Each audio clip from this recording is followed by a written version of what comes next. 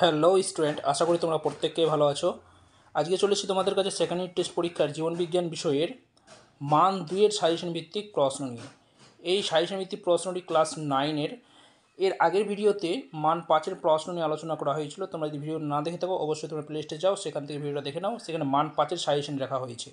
আজকের ভিডিওতে মান 2-এর সাজেশনগুলো নিয়ে আলোচনা করব। তোমাদেরকে বলে ভিডিও প্রথম থেকে শেষ পর্যন্ত দেখো, আর যে প্রশ্নগুলো এখানে রাখা হয়েছে প্রতিটি প্রশ্ন তোমরা খাতার মধ্যে লিখে নাও এবং এর উত্তর বারবার তোমরা পড়ো, কেননা এখান থেকে তোমরা 100% কমন পাবে।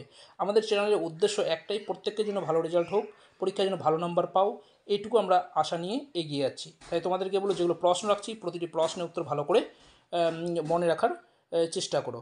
ওকে, তো দেখো সেকেন্ড টেস্ট পরীক্ষার জন্য যে সমস্ত প্রশ্ন খুবই ইম্পর্ট্যান্ট সেগুলো তোমাদের সামনে পরপর তুলে ধরছি। তোমরা প্রতিটা প্রশ্ন গুরুত্ব সহকারে পড়ে রাখবে, কেননা এই প্রশ্নগুলো বারবার সেকেন্ড টেস্ট পরীক্ষায় আসে। তাই তোমাদেরকে বলো অবশ্যই তোমরা এই প্রশ্নগুলো পড়ে রাখবে। দেখো প্রথম যে প্রশ্নটা আছে কি, বিএমআর কি, বিএমআর বা বেসাল মেটাবলিক রেট কিংবা মৌলিক বিপাকীয় হার কি, এই ধরনের প্রশ্নটা আসে। তাই তোমাদের খুবই ইম্পর্টেন্ট প্রশ্ন, ভালো করে পড়ে নেবে। 2 নম্বর কী আছে, সালোক সংশ্লেষে জলের দুটি ভূমিকা লেখো। সালোক সংশ্লেষে জলের দুটি ভূমিকা লেখো। তারপর নেক্সট 3 নম্বর কী আছে, সন্ধানের গুরুত্ব গুরুত্ব লেখো।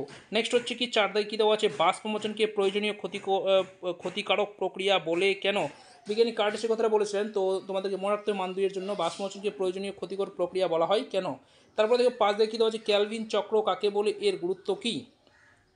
6 নম্বর দেখো, ক্রেবস চক্রকে টিসিএ সাইকেল বলা হয় কেন, বা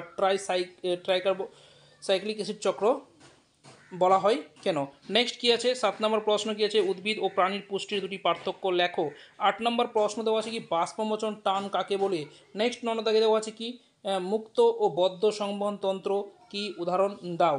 দুটাই সংখ্যা তোমাদেরকে পড়তে হবে, কিন্তু পরীক্ষায় একসঙ্গে দুটো দিবে না। তোমাদেরকে এখান থেকে মুক্ত সংবহন তন্ত্র বলতে কী বোঝো, উদাহরণ দাও এভাবে থাকতে পারে, কিংবা বদ্ধ সংবহন বলতে কী বোঝো, উদাহরণ দাও। মান 2-এর জন্য কিন্তু যে কোনো একটা থাকবে, দুটো একসঙ্গে থাকবে না। ওকে, 10 নম্বর দেখো কী আছে, রক্তের কয়টি উপাদান ও কী কী। নেক্সট কী দেওয়া আছে, সবাত ও অবাত শ্বসনের দুটি পার্থক্য লেখো। সবাত ও অবাত শ্বসনের দুটি পার্থক্য লেখো। এই প্রশ্নের কিন্তু আবার মান 3-এও আসে, তাই তোমাদেরকে বলো একটু মোটামুটি 3 থেকে 4টা পার্থক্য মনে রাখবে, কেননা তোমরা মান 2-এ তো 2-এর জন্য লিখতে পারো এবং 3-এর জন্য যেন লিখতে পারো। ওকে, দেখো 12 দাগে কী দেওয়া আছে, মুখ বিবরে খাদ্যের পরিপাক লেখো। শুধুমাত্র মুখ বিবরের কথা বলা হয়েছে এখানে। নেক্সট 13 দাগে কী দেওয়া আছে, কপ্রোফেগি বলতে কী বোঝো, কপ্রোফেগি বলতে কী বোঝো, উদাহরণ দাও। 14 দাগে কী দেওয়া আছে, বৃক্কের দুটি কাজ লেখো।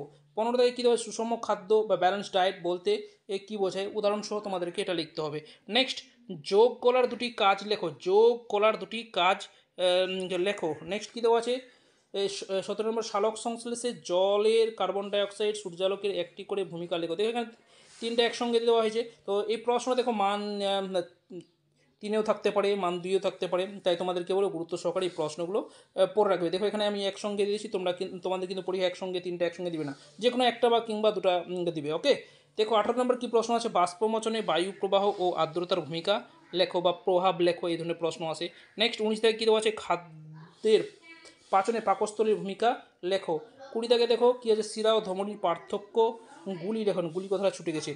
তো এইগুলো হচ্ছে মান 2-এর প্রশ্ন। তোমাদেরকে বলবো ভৌতবিজ্ঞান, ইতিহাস, ভূগোল প্রভৃতি বিষয়ের সাজেশন ভিত্তিক প্রশ্নগুলো রাখা হয়েছে, তোমরা প্লেলিস্টে যাও। যদি না দেখো অবশ্যই তোমরা সেই ভিডিওগুলো দেখে নিবে আর সেই প্রশ্নের উত্তরগুলো মনে রাখার চেষ্টা করবে, তাহলে দেখে তোমরা প্রচুর উপকৃত হবে এখান থেকে। পাশাপাশি তোমাদেরকে বলো, চ্যানেলটি যদি নতুন এসে থাকো অবশ্যই চ্যানেলটি সাবস্ক্রাইব করে পাশে থাকা বেলআইকনটি বাজিয়ে রাখবে, তাহলে নিয়মিত এই ধরনের ভিডিওগুলো তোমরা কিন্তু পাবে। নেক্সট দেখো কী প্রশ্ন আছে, 21 দাগে, আলোক বিক্রিয়া প্রধান উপাদানগুলি কী কী। আলোক বিক্রিয়ার দেখো তোমরা জানো সালোক সংশ্লেষে দুটো ভাগে বিক্রিয়া ঘটে, আলোক বিক্রিয়া, একটা হচ্ছে অন্ধকার বিক্রিয়া, তখন শুধু আলোকের কথাটা বলা হয়েছে। নেক্সট 22 নম্বর কী আছে, মাইক্রো পরিপোষক কী, একটি উদাহরণ দাও। তারপর 23 দাগে দেবে, সালোক সংশ্লেষের রাসায়নিক বিক্রিয়াটি লেখো। রাসায়নিক সমীকরণটা লিখতে হবে তোমাদেরকে। তারপরে দেখো কী দেওয়া আছে, বাষ্পমোচন ও বাষ্পীভবনের মধ্যে দুটি পার্থক্য লেখো। তারপর দেওয়া আছে ব্যাপন ও বিশ্রমণের মধ্যে দুটি পার্থক্য লেখো, মোস্ট ইম্পর্টেন্ট। তারপর কী দেওয়া আছে, প্রস্বেদন টান ও বাষ্পমোচন টান কী। তারপরে দেওয়া আছে হলো জৈবিক পুষ্টির ধাপগুলি লেখো। পরপর তোমাদের ধাপগুলো লিখতে হবে, এলোমেলো হলে কিন্তু নাম্বার পাবে না, নাম্বার কমে যাবে। নেক্সট দেখো কী আছে, 28 নম্বরে, মানুষের কই প্রকার লালাগ্রন্থি থাকে তাদের নাম লেখো। তারপর কী দেওয়া আছে, ডায়াবেটিস মেলিটাস কী। তারপরে যে ক্লোরোসিস কাকে বলে। তারপরে 31 নম্বর আছে, কম্পেনসেশন পয়েন্ট বা ক্ষয়পূরণ বিন্দু কাকে বলে। 32-এ কী দেওয়া আছে, পেরিস্টলসিস কাকে বলে। তারপরে কি 33 দেখো, ট্রিপসিনের কাজ লেখো। তারপরে 34 দেখো, জাইলেম ও ফ্লোয়েমের দুটি পার্থক্য লেখো। 35 নম্বর পয়েন্ট দেখো প্রশ্ন দেখো কী আছে, প্যারেনকেমা কলার অবস্থান লেখো। তারপরে 36-এ কী দেওয়া আছে, পেশি কলা কাকে বলে। 37-এ দেখো শুক্রাশয়ের ভূমিকা বা গুরুত্বগুলি লেখো। নেক্সট 38-এ কী দেওয়া আছে, আমাদের প্রধান রেচনাঙ্গের দুটি উল্লেখযোগ্য কাজ লেখো। দেখো এখানে প্রশ্ন ইনডাইরেক্টলি দেওয়া হয়েছে, আমাদের প্রধান রেচনাঙ্গ অর্থাৎ বৃক্ষের দুটি কাজ উল্লেখ করতে বলা হয়েছে এখানে। নেক্সট কী দেওয়া আছে 39-এ, ডেট্রিটাস খাদ্য শৃঙ্খলের উদাহরণসহ বুঝিয়ে দাও। নেক্সট 40 দায় কী দেওয়া আছে, ধমনীয় শিরার দুটি পার্থক্য লেখো। ধমনীয় শিরার দুটি পার্থক্য লেখো। তারপরে 31 দেখো হেনলিন লুপ কি। নেক্সট রসের উৎস্রোত বলতে কি বোঝো। রসের উৎস্রোত বলতে কি বোঝো। তারপরে কী দেওয়া আছে, হিমোলিম্ফ বলতে কি বোঝো, বা এখান থেকে হিমোলিম্ফ বলতে কী বোঝো, কোন প্রাণী দেখতে পাওয়া যায় বা কোন প্রাণীতে পাওয়া যায়, এই ধরনের প্রশ্ন কিন্তু আসে। তারপরে দেখো 44 নম্বরে কী আছে, মানুষের দন্ত সংকেত লেখো। দেখো এখানে তোমাদের বলবো দু ধরনের সংকেত মনে রাখবে, এটা শিশুদের আর একটা হচ্ছে প্রাপ্তবয়স্কদের, দুটাই কিন্তু মনে রাখবে, কেননা যে কোনো একটা তোমাদের থাকতে পারে পরীক্ষায়। নেক্সট কী দেওয়া আছে, রেসারপিন ও টেনিনের একটি করে উৎস ও ব্যবহার লেখো। দেখো রেসারপিন ও টেনিন দুটো উল্লেখ করে দেওয়া হয়েছে, এর উৎস আর ব্যবহার লিখতে বলা হয়েছে। তো এই ছিল সেকেন্ড ইউনিট টেস্ট পরীক্ষার সাজেশন ভিত্তিক মান 2-এর প্রশ্ন।